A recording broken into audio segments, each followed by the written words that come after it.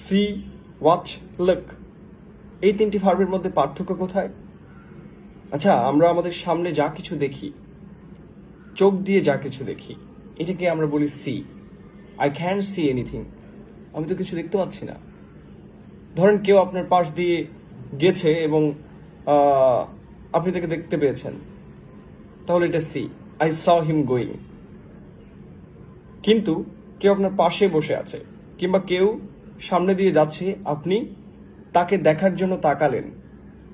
তো কোনো কিছুর জন্য দেখার জন্য যদি তাকানো হয়, যেমন এখানে একটা বই আছে, আমি যদি বইটাকে দেখার জন্য তাকাই, তাহলে আমরা তখন বলি look. So look at a book, look at me.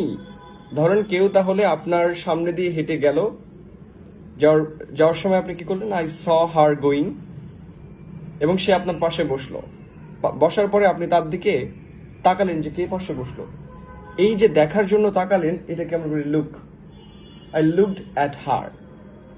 এবার কোনো কিছু যদি একটা পিরিয়ড অফ টাইম, মানে নির্দিষ্ট সময়ের জন্য আপনি দেখেন, খুব মনোযোগ দিয়ে একটা পিরিয়ড অফ টাইম, মানে আমরা নির্দিষ্ট সময় পর্যন্ত দেখেন, তাহলে আমরা বলি ওয়াচ। যেমন আমরা টিভি দেখি, আমরা খেলা দেখি, তারপর আপনি আমার ভিডিও দেখতেছেন, এগুলো হচ্ছে ওয়াচ।